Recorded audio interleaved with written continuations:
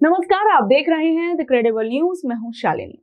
अभी हाल फिलहाल में पीएम मोदी जी टीवी पर आए थे और बड़े इमोशनल होकर बोल रहे थे कि देखिए भैया, दुनिया में जंग चल रही है, तेल, पेट्रोल, सोना सब महंगा हो रहा है, इसलिए आप लोग गाड़ी कम चलाइए, सोना मत खरीदिए, खाने के तेल में भी कंजूसी करिए और घूमने फिरने का ख्याल तो दिमाग से निकाल ही दीजिए।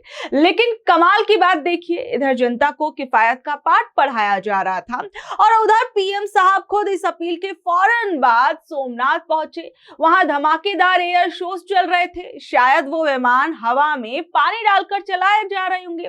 वहीं आप असली कॉमेडी देखिए, एक तरफ एमपी के अंदर बीजेपी के नेता हो, मंत्री हो, वो सभी पीएम नरेंद्र मोदी की बात को दोहरा रहे हैं, देश हित में लोगों से साथ आने की बात कर रहे हैं। वहीं दूसरी तरफ बीजेपी के ही एक नेताजी, जिनका नाम सौभाग्य सिंह है, अपना पदभार संभालने के लिए 800 गाड़ियों का लश्कर लेकर निकल पड़े। अब कोई माननीय से पूछे कि क्या इन 800 गाड़ियों में पेट्रोल की जगह गंगाजल भरा था? सड़क पर घंटों जाम लगा रहा, एम्बुलेंस फंसी रही, जनता धुआं फाकती रही, लेकिन नेताजी के स्वैग में कोई कमी नहीं आई। पीएम खुद एयर शो और रैलियों में व्यस्त हैं, नेता हजारों गाड़ियों का काफिला लेकर निकल रहे हैं। सोचिए, जब खजाना खाली होने की बात आती है तो नजर सीधे आम आदमी की रसोई और उसकी जेब पर जाकर टिक जाती है सरकारों की। सरकार चाहती है कि जनता तपस्या करे ताकि नेताजी का काफिला और थोड़ा लंबा हो सके। एक तरफ जहां ये खबरें सामने आई, वहीं आप दूसरी तरफ देखिए, आज असम के अंदर हेमंत बिस्व शर्मा जी की नई सरकार का शपथ ग्रहण समारोह चल रहा था और ये समारोह किसी शाही शादी से कम नहीं लग रहा था। एक तरफ पीएम मोदी तेल बचाने की दुहाई दे रहे थे, दूसरी तरफ असम के इस समारोह में 21 राज्यों के मुख्यमंत्री, 18 उप मुख्यमंत्री बुलाए गए थे। सोचिए, जब ये वीआईपी नेता अपने काफिले और चार्टर्ड विमानों से गुवाहाटी उतरे होंगे तो वहां कितना तेल फूका गया होगा उन विमानों में? क्या उन विमानों के अंदर फ्यूल नहीं भरा गया होगा? क्या वो खाली हवा से वो विमान चल रहे थे? आप सोचिए, मैं आपको एक बात बताती हूँ कि देखिए, अगर नॉर्मली किसी का शपथ ग्रहण समारोह ऐसे किसी मुख्यमंत्री का होता है तो भारतीय संविधान के अनुसार तो इसमें मुख्य रूप से दो लोगों की जरूरत होती है, एक राज्यपाल, दूसरे वो व्यक्ति जिनको शपथ दिलाई जा रही है, ठीक है। लेकिन चलिए, शपथ ग्रहण समारोह था, थोड़े बहुत लोग आ जाते, जो बड़े बड़े नेता थे, सब कुछ। लेकिन आप सोचिए, 21 राज्यों के मुख्यमंत्री इस शपथ ग्रहण समारोह के अंदर बुलाए गए और एकदम भव्य, एकदम शाही अंदाज में शपथ ग्रहण समारोह को रखा गया। आप देखिए, एक तरफ पीएम मोदी जी अपनी बातों में बड़ी बड़ी चिंताएं दिखाते हैं, दूसरी तरफ एक शपथ ग्रहण में इतना ज्यादा लाव लश्कर। असम में डॉक्टर हेमंत बिस्व शर्मा का शपथ ग्रहण समारोह इतना ज्यादा भव्य था कि इसे देखकर लोगों को भ्रम हो सकता है कि किसी राज्य की सरकार का गठन है या फिर सिर्फ और सिर्फ शोबाजी है। प्रधानमंत्री मोदी और गृह मंत्री अमित शाह बीती रात ही से ही गुवाहाटी के अंदर हैं और हैरानी की बात देखिए कि एक तरफ पीएम मोदी कहते हैं लोगों से कि आप सभी लोग एक तरीके से इमरजेंसी मोड में आ जाइए, चीजों को बचाइए, तेल कम खाइए, घी कम खाइए, खर्चों पर लगाम लगाइए, विदेशी यात्राएं रोक दीजिए। लेकिन दूसरी तरफ असम के इस महासमारोह की चकाचौंध ऐसी लग रही थी मानो सरकार के पास संसाधनों का कोई अथाह समंदर मिल गया है और उसी को जो है सरकार खूब अच्छे तरीके से लुटा रही है। सोचिए, जब देश का आम आदमी ईरान युद्ध और महंगाई के डर से सहमा हुआ है, तब गुवाहाटी के इस मंच पर उमड़ा दिग्गज नेताओं का ये हुजूम क्या संदेश दे रहा था? क्या इस भव्यता की इतनी ज्यादा जरूरत थी? क्या कुछ लोगों के बीच में इस समारोह को नहीं रखा जा सकता था? एक तरफ पीएम मोदी जो है वो खुद देश के सामने आकर, टीवी पर आकर लोगों से देशभक्ति दिखाने की बात करते हैं, दूसरी तरफ उनकी पार्टी के ही कार्यक्रम में जो है इस तरीके से भव्यता दिखाई जाती है।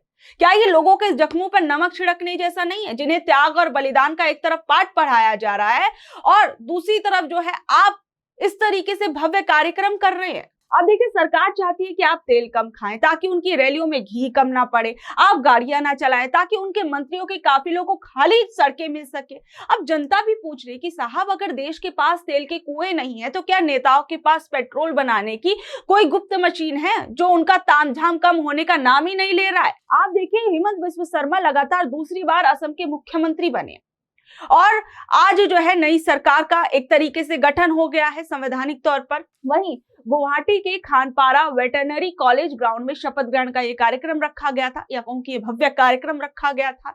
यहाँ पर गवर्नर लक्ष्मण आचार्य ने उन्हें पद और गोपनीयता की शपथ दिलाई। हिमंता के अलावा 4 विधायकों, बीजेपी के रामेश्वर तेली, अजंता नेओम, एजीपी के अतुल बोरा, बीपीएफ के चरण बोरो ने मंत्री पद की शपथ ली। इनमें 2 बीजेपी और 2 सहयोगी दलों से लोग थे। देश में आप सोचिए कि इन नेताओं ने असम की नई सरकार के अंदर शपथ ले ली। ठीक है, वहीं दूसरी तरफ आप देखिए, जहां एक तरफ ये देश के हालात बने हुए हैं, वहीं दूसरी ओर विपक्ष के नेता, चाहे वो राहुल गांधी हो या फिर कोई अन्य विपक्षी नेता हो, वो सब यही कह रहे हैं कि भैया ये पीएम के उपदेश नहीं बल्कि उनकी आर्थिक नीतियों की नाकामी का सबूत है। राहुल गांधी ने तो तंज भी मारा कि 12 साल देश चलाने के बाद अब ये नौबत आ गई है कि पीएम को ये बताना पड़ रहा है कि जनता क्या खाए, क्या खरीदे, और विपक्ष ये कह रहा है कि सरकार ने चुनाव तक तो सब कुछ दबाए रखा, और अब जब जो सरकार बन गई, कहीं हार मिली, कहीं जीत मिली, तो अब उसके बाद जो है सारा का सारा बोझ जो है वो जनता की जेब पर डालने की तैयारी कर रही है। विपक्ष के नेताओं ने सीधा सवाल पूछा कि जब देश की अर्थव्यवस्था संकट में है तो मंत्री और नेता खुद चार्टर्ड विमानों और ये सैकड़ों के काफिले में क्यों घूम रहे हैं? बलिदान का क्या सारा ठेका सिर्फ आम आदमी ने ले रखा है? आप देखिए कि किस तरीके से देश की इकोनॉमी का हाल हो चुका है। टाइम्स ऑफ इंडिया की एक रिपोर्ट आती है कि जो विदेशी निवेशक हैं वो भारत से अपना पैसा निकाल कर भाग रहे हैं। 2016 में उनकी हिस्सेदारी करीबन 20% थी, जो अब गिरकर 14.7% रह गई है। ये 12 साल का सबसे निचला स्तर है। जानकारों का यह भी कहना है कि सिर्फ ईरान युद्ध बहाना नहीं है, असल में भारत में व्यापार करना बहुत ज्यादा डिफिकल्ट होता जा रहा है और लोगों के पास खर्च करने के लिए पैसे नहीं बचे हैं। इन्वेस्टमेंट के नाम पर देश से पैसा आने के बजाय बाहर जा रहा है। देखिए, तो रही बात सोने और तेल की, तो भारत अपनी जरूरत का बहुत बड़ा हिस्सा विदेशों से खरीदता है। साल 2026 के आंकड़े बताते हैं कि हमारा कुल आयात बिल जो था वो 775 अरब डॉलर था, जिसमें से अकेले कच्चे तेल और सोने में ही 200 अरब डॉलर जो था वो पार कर गया था। सरकार को डर है कि अगर लोग इसी तरीके से सोना और तेल खरीदते रहे तो देश का विदेशी मुद्रा भंडार खाली हो जाएगा और रुपया पाताल में चला जाएगा, और जा ही रहा है। एक्सपर्ट्स का यह भी मानना है कि ईरान युद्ध को ढाल बनाकर सरकार जल्द ही पेट्रोल डीजल के दाम बढ़ा सकती है।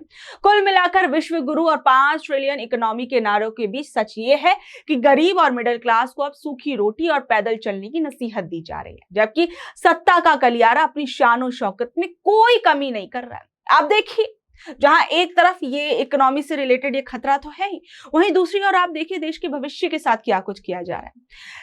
आपको मैं नीट से जुड़ी हुई एक बड़ी खबर बताती हूँ। नीट का जो एग्जाम था, अभी हाल फिलहाल में बच्चों ने जो एग्जाम दिया था वो रद्द कर दिया गया। नीट की तैयारी करने वाले लाखों बच्चों के साथ एक बार फिर बहुत बड़ा और भद्दा मजाक हुआ है। एनटीए ने 3 मई को हुई परीक्षा रद्द कर दी क्योंकि पेपर लीक की खबरें अब पूरी तरीके से सच साबित हुई हैं, और बेचारे छात्र फिर से वही किताबें उठाएंगे, फिर वही तनाव झेलेंगे और फिर से नई तारीख का इंतजार करेंगे।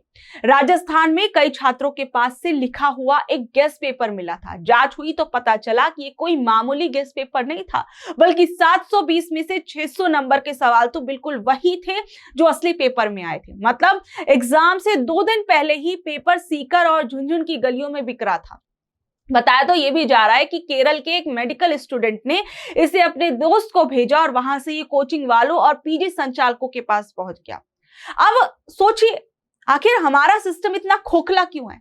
छात्र सालों साल तक कमरे में बंद होकर दिन रात एक कर देते हैं, माँ बाप पेट काट कर कोचिंग की फीस भरते हैं, और अंत में क्या मिलता है? परीक्षा रद्द का एक सरकारी नोटिस। राजस्थान पुलिस ने कुछ लोगों को पकड़ा तो पता चला, सोचिए, कि भैया ये तो पहले ही पेपर बच्चों के पास जा चुका था। लेकिन सवाल यही है कि ये पेपर लीक करने वाले लोग हर बार सिस्टम से 2 कदम आगे कैसे निकल जाते हैं?